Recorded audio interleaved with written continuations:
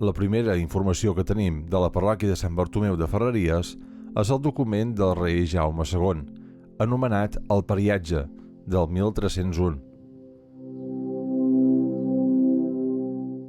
A les acaballes del segle XVII, l'església de Sant Bartomeu devia ser un edifici en no gaire bon estat, fet a partir de diversos afegits i ampliacions.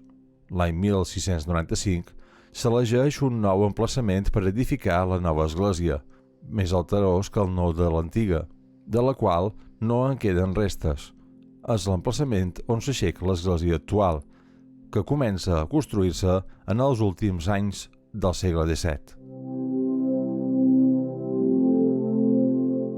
Les obres acabaren a l'any 1730, en una primera fase. Posteriorment, s'hi continuà treballant amb una construcció de noves capelles i de la rectoria. Les obres acabaren el 1798.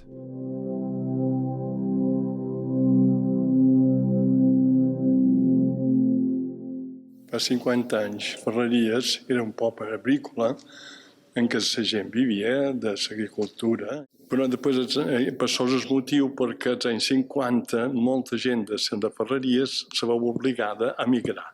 I després als anys 60 va ser quan comença la indústria, diríem tant de fusteria com de sabates, com de bisuteria, i després també van obrir la carretera de Cala Caldana.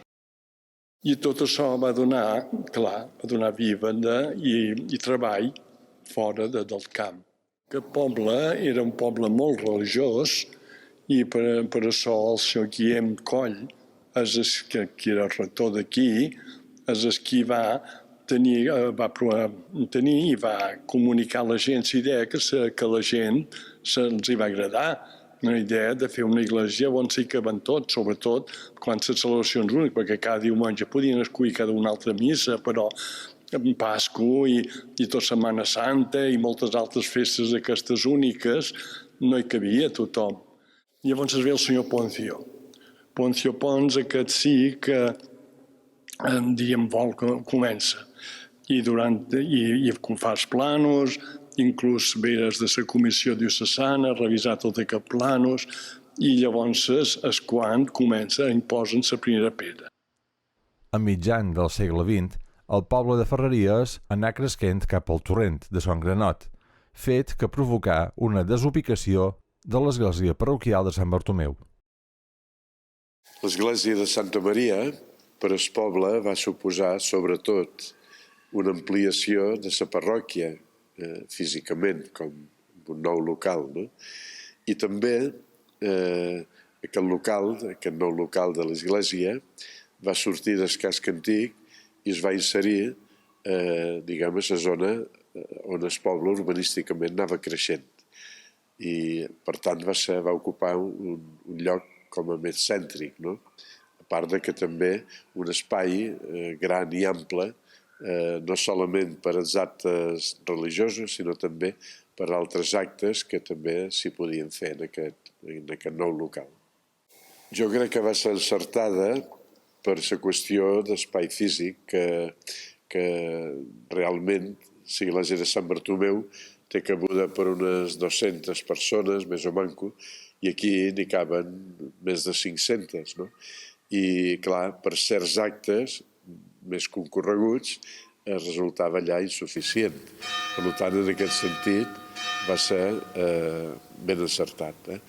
I també va suposar un local no solament per actes religiosos, sinó també per altres actes que feien els col·legis, festivals de Nadal, per exemple, o sobretot per la banda de música i la coral, un lloc on assetjar o també tenir les seves actuacions.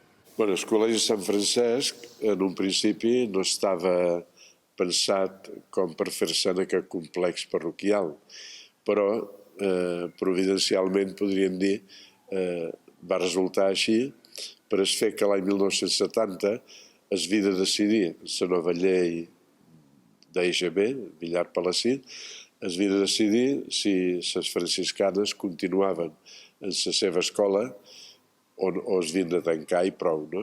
Però una sèrie de pares i ajudats i recolzats, sobretot per rector de la parròquia, van proposar que aquest local donés cabuda a l'escola de Sant Francesc d'Assís, que donaria d'aquesta forma continuïtat a la feina que havien fet les franciscanes.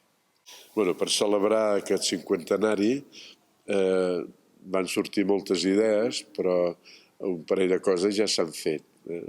Una eucaristia que va ser presidida pel nou bisbe Gerard, i també hi va haver algunes confirmacions, una acció de gràcies per aquesta realització. I també es va muntar i es va obrir una exposició fotogràfica que reculla diferents moments de la història de Santa Maria, com eren les obres, la primera pedra, les obres de construcció, l'espai exterior i interior de l'església, així com celebracions i altres actes que es van fer durant aquests 50 anys aquí a Santa Maria.